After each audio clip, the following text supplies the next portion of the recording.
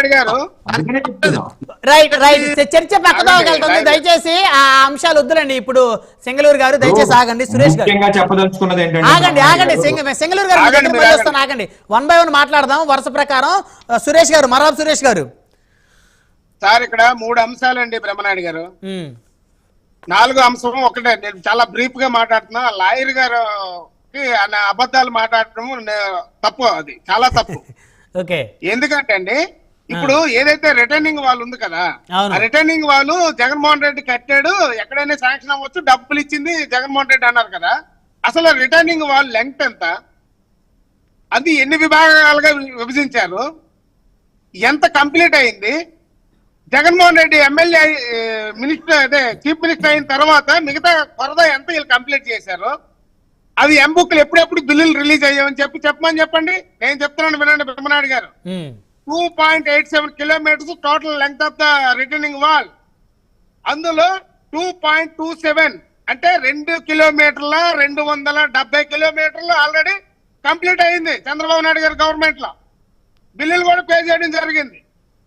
వాళ్ళు అందులో మిగతాది చేసింది ఒక 500 మీటర్లు ఎంతో వీళ్ళు చేశారు. ఇది తర్వాత అంటే ఇది రన్నింగ్ అంటే క్యారీ ఫార్వర్డ్ అవుతుంటది. ఏదైనా గవర్నమెంట్ లో స్టార్ట్ చేసినప్పుడు ఎవడైనా ఏదైనా కంప్లీట్ చేస్తాడు. రేపు పొద్దున్న ఎంపుక్కులు అవన్నీ పట్టుకొని ఎప్పుడెప్పుడు బిల్లులు అయ్యాయని చెప్పేసి ఇదే లాయర్ గారు రేపు పొద్దున్న మీరు నెక్స్ట్ డిబేట్లు అడగండి. అడగకపోయి ప్రూఫ్స్ కానీ చూపించకపోతే నెక్స్ట్ డిబేట్ కి పిలవద్దు ఇలాంటి వాళ్ళని. ఎందుకంటే ఏదో అబద్ధాలు మాట్లాడడం, ఇలాంటి ఏదో అబద్ధాలు మాట్లాడడం ఏంటండి ఇది. ఒకటి అది రేపటి డీటెయిల్స్ పట్టుకొని చెప్పమని చెప్పండి. ఏ సంవత్సరము ఎంత బిల్ అయింది, ఎన్ని కిలోమీటర్లు వర్క్ అయింది, ఎన్ని క్యూబిక్ మీటర్లు వర్క్ అయింది, ఎప్పుడు బిల్లు అయింది. బిల్లులు 2014-19 మధ్యలో అయినటువంటి బిల్లు నువ్వు రేపు ఇవ్వచ్చు ఉండొచ్చు కాక. ఓకే. ఎప్పుడు వర్క్ కంప్లీట్ అయింది, ఎవరు చేశారు అసలు సార్. అదొకటి సార్. రెండోది ఏంటంటే విచ్చలవిడితనం ఏంటంటే సార్, రాజ్యాంగం అనేది లేదు. మనం ఎమ్మెల్యేలు అయితే, మనం చీఫ్ మినిస్టర్లు అయితే, మనం మినిస్టర్లు అయితే మీ వాయిస్ వినపట్లేదండి. సింగళూరు గారు మీ వాయిస్ వినపట్లేదు, మీరు మాట్లాడేది చూసుకోండి. సురేష్ గారు నా వాయిస్ నా దాంట్లో కరెక్ట్ గా వినండి. మీరు ఆగండి, నాది అవ్వాలి కదా, మీరు ఆగండి సార్. విచ్చలవిడితనం ఏంటంటే నేను ఎమ్మెల్యే, నేను మినిస్టర్, ఐఎమ్ ద బాస్, ఏమైనా చేసేయచ్చు, ఎవడి మీద ఎక్కిపోవచ్చు, ఎలాగైనా విచ్చలవిడితనం ప్రదర్శించవచ్చు అని చెప్పేసి రాజ్యాంగ వ్యవస్థలందరినీ కూడా అట్ల మీద గౌరవం లేకుండా చేశారు సార్. సామాన్య సిటిజన్ ఎవరు చేశారు సార్? జగన్మోహన్ రెడ్డి అండి. జగన్మోహన్ రెడ్డి అంటే ఈ రోజు సస్పెండ్ అయినటువంటి ఎమ్మెల్యే తెలుగుదేశం ఎమ్మెల్యే ఈ రోజు సస్పెండ్ అయింది. సజ్జల రామకృష్ణ లాంటి వాళ్ళని తీసుకొచ్చి ముందు అసలు క్యాండిడేట్లు తీసుకురావాలి సార్. చిన్న వాళ్ళు అనవసరం.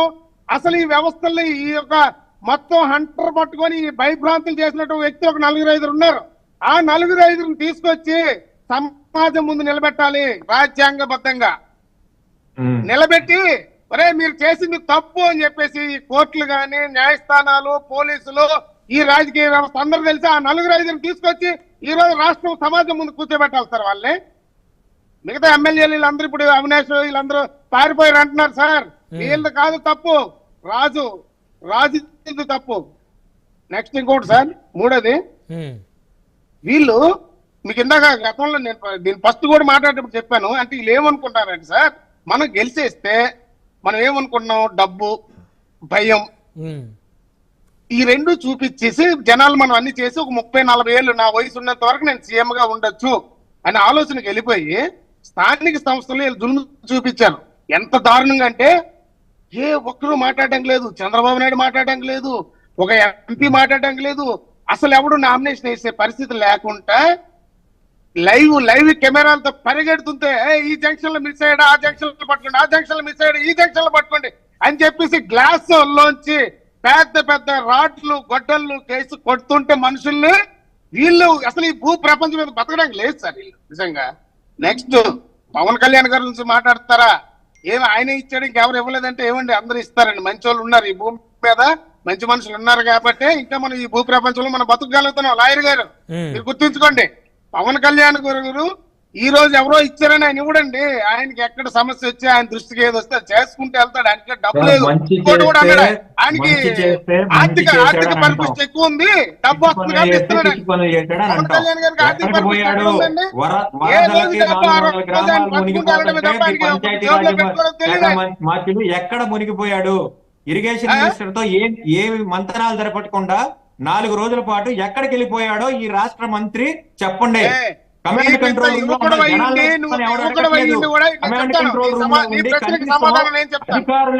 చేయకుండా వెంకటేష్ గారు మాట్లాడండి. సురేష్ గారు కంక్లూడ్ చేయండి. సురేష్ గారు సమయం తక్కువ ఉంది, దయచేసి ప్లీజ్ 1 by 1 మాట్లాడదాం. 1 by 1 మాట్లాడండి. సురేష్ గారు కంక్లూడ్ చేయండి, సమయం లేదు. సార్ పవన్ కళ్యాణ్ గారు అనే ఒక వ్యక్తి బయటకు వస్తే ఎలాగుంటది అనేది ఆ లాయర్ గారికి తెలీదా? తెలుసా? ఆయన వస్తే అక్కడ పని కంటే కూడా ఆయన చూడాలని ఆయన మీద అభిమానంతో ఆయన మీద అందరూ పడిపోతారు. అక్కడ డిస్టర్బెన్స్. ఏం మాట్లాడతారు? ఆగండి మీరు. నేను మాట్లాడతాను, చెప్తున్నాను. మీరు అడిగిన ప్రశ్నలకు నేను సమాధానం చెప్పాను.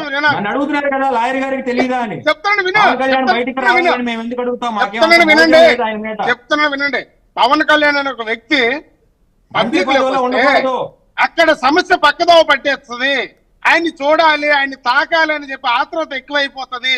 అక్కడ సమస్య ఇంకోటి జటిలం అయిపోతుంది అని చెప్పేసి ఆయన క్లియర్ గా నిన్న ప్రెస్ మీట్ లో చెప్పారు, మొన్న చెప్పారు, నిన్న ఈ రోజు నిన్న నీలాంటి వాళ్ళు మాటలు విని సురేష్ గారు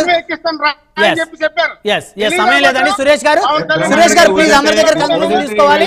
సురేష్ గారు సమయం అందరికీ సమానంగా ఇవ్వాలి. వెంకటేష్ గారు, సింగళూరు వెంకటేష్ గారు 2 అంశాలు మాట్లాడి మీరు కంక్లూజన్ ఇవ్వండి. రామకృష్ణ గారితో మాట్లాడాలి.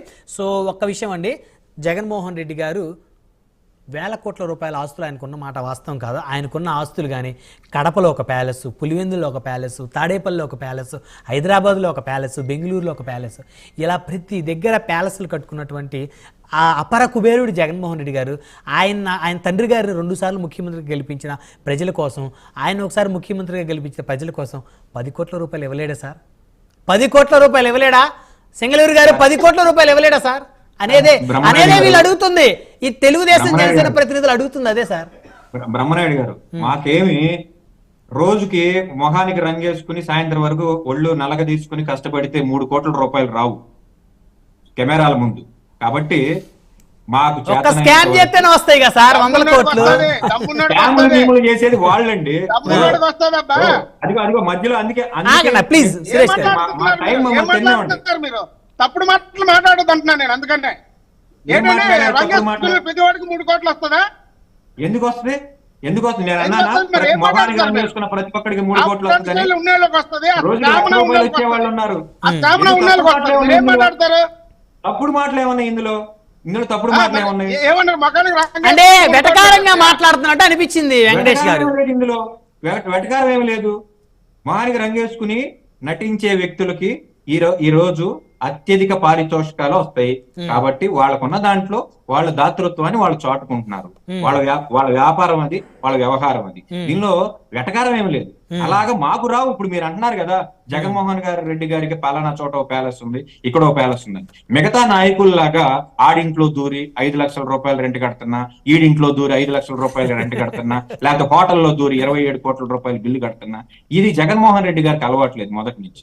తనకున్నదేంటో తాను విజయవాడ రాజధానిగా తాను ఒప్పుకున్నాడు. తాను సొంత ఇల్లు కట్టుకున్నాడు. ఎవడింట్లో ఉండలా, ఎవడింట్లో దూరలా. కాబట్టి ఏంటి చెప్పండి, మీరు ఎందుకు చెప్తున్నారు చెప్పండి.